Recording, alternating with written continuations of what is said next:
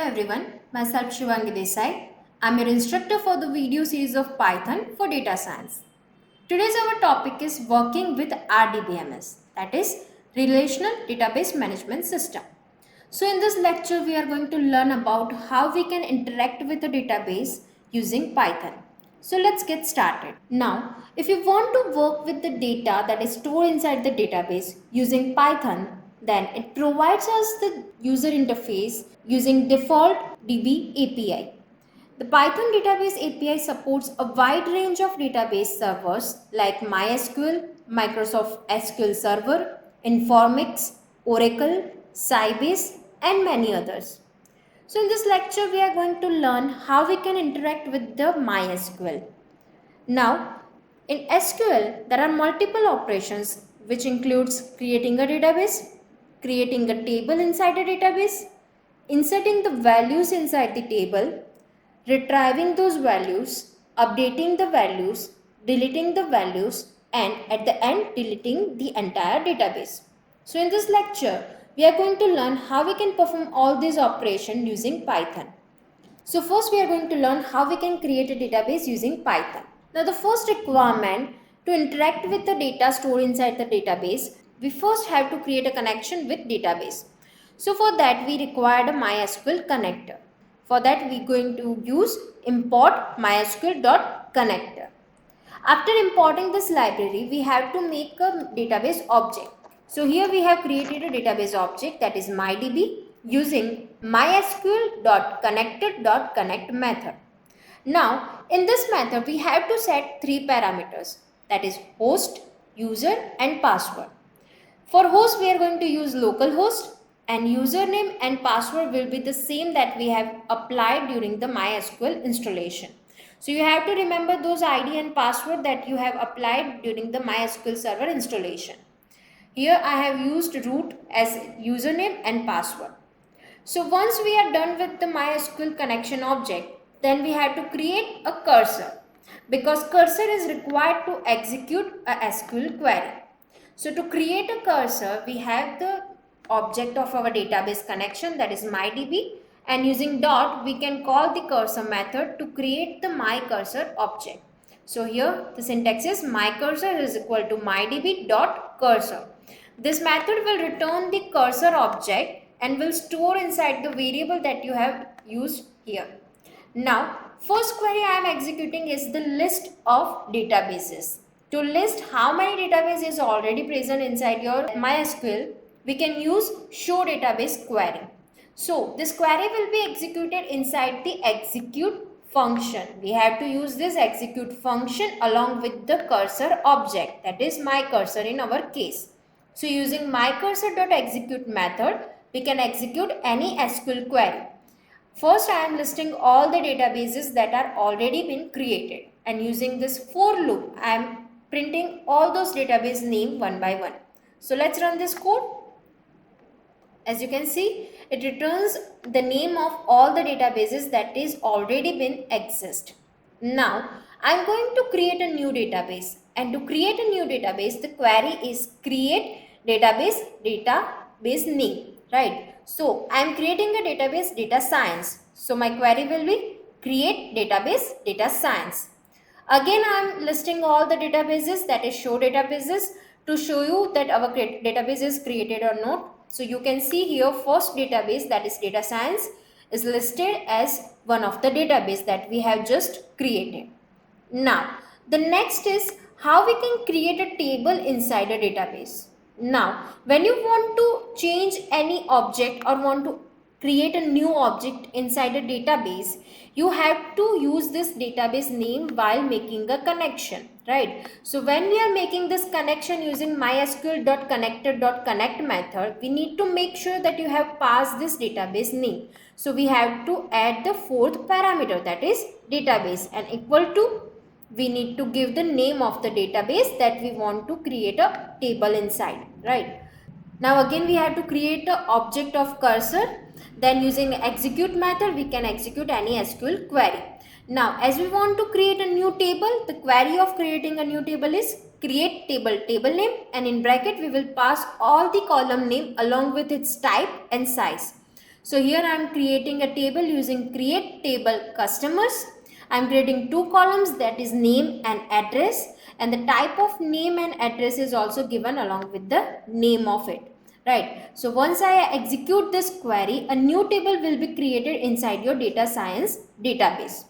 Now, the next thing we need to do is to add values inside the newly created table, right? So, we have created a customer table, then we have to add the new values inside this table. So, first thing we need to make a connection. Again, when you want to work with the existing database, you have to pass the database name during the connection. Then we have to create a cursor to execute the SQL queries, right? Now, to insert the values inside the table, we have to use the query insert into table name. In bracket, we will pass the column names, and then using values, we will pass all the values. So, I am using the query insert into customers. In customer table, we have only two columns, that is name and address, and that is why I am passing both the column name inside the bracket, and then in values, I am passing %s. Now, when you want to pass more than one values, or we can say when you want to enter more than one records in a single query, we can use %s. Otherwise, you can directly pass the string if you want to enter a single record, right? So, as I want to enter 3 records at once, I am using this %s, and to enter the records, I am taking a list of all the values, that is David and California, Jack, New York, Sam and Toronto. So these are all the names and addresses of different records. Now, to execute multiple query, we have to use execute many. Execute many function will execute multiple query, or we can say it can add multiple values at once. So first I am passing the parameter that is used to store my query, and second I am passing the value that is used to store the list of values that I want to enter inside the table. So once I execute this code, it will enter the number of records inside the table. Now I am also printing the row count. This row count will return that how many rows are affected through this query. As we have added 3 new records, it will return 3. So our 3 records are inserted. I am also committing this statement because it is making a permanent change inside our database. To save these changes, we have to use this commit method. It will make all the changes permanent. Now next is selecting the data from database, or we can say retrieving the data from your database. Now when you want to retrieve some of the data from the table, we have select statement, right? So first we have to make the connection, in which don't forget to pass the database name in which your table is stored. Then we have to create a cursor object using mydb.cursor, and then we need to write our query. So to retrieve the data, we have a select query, select star from table name. So here our table name is customer. That's why I am writing select star from customer. It will return all the data that is stored inside the table. If you want to retrieve specific data, you have to use the where clause, right? It will filter out some of the records based on the condition you have applied. Here I am retrieving all the data from the customer table, and that's why I have used select star from customers. Now using execute method, I am executing this SQL query, and using fetch all, it will return all the data that is executed using execute method and store inside the my cursor object inside the my result. Now I am printing all those data one by one using for loop. So let's run this code. So here you can see all the data that I have added previously is printed here, right? Now next, if you want to delete the data from your table, you can use delete statement. Again, we have to pass the database name in which data is stored. Then we are going to use the delete query, that is delete from table name. Also, if you want to delete the specific data, you have to pass the where clause. So here I am passing the data whose address is California. Now using execute statement, we can run this code, and if you want to check how many rows are affected during this query, you can use this row count method, that is mycursor.rowCount. So let's run this code. As you can see, there is only a single record with the address value California. It has returned me one record deleted. Again, I am using this commit statement to make these changes permanent. Now next query is updating the data inside the table. If you want to modify the values that is already been there or already been stored, you can use the update query. Again, we have to create a connection. In connection, don't forget to pass the database name along with the user, password and host parameter. And then using the cursor object, we can execute the update query.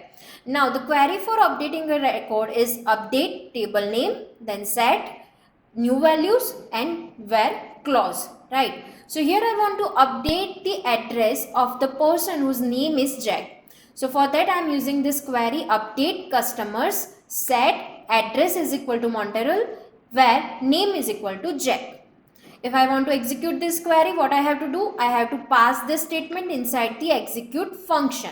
So using the cursor object, that is mycursor.execute, I am passing this query inside the execute method. Now if you want to check how many rows are updated, you can use row count. Row count will return the number of rows that is affected using this query. So when we execute this query, the number of rows that is changed will be returned using this row count. So let's run this code.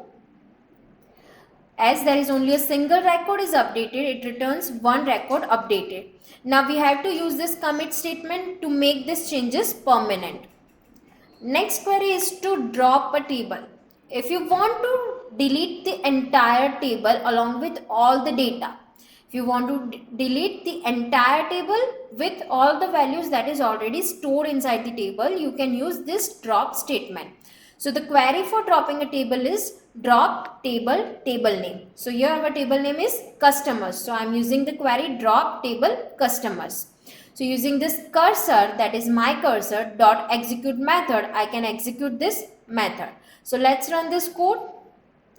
Okay. So once we drop the table, now if I run this code again for updating the data, if I run this code again, it will generate an error that no such table exists. You can check this that data science.customer doesn't exist, which means the database data science does not contain any object called customers. Why? Because we just dropped this table here. The same way you can also drop the database. If you want to drop the entire database, you have to use drop database name, that is drop database data science. Using my cursor object and execute method, we can run this SQL query, that is mycursor.execute, and inside I am passing this query. So let's run this code. Now if I run the code where I am using this data science object, let's say I am dropping this table again. If I run this code, it will generate an error that data science database does not exist. As you can see, unknown database data science. So it's showing me the error that unknown database data science. Why? Because we just dropped this database, right? So this is all about today's lecture. Thank you.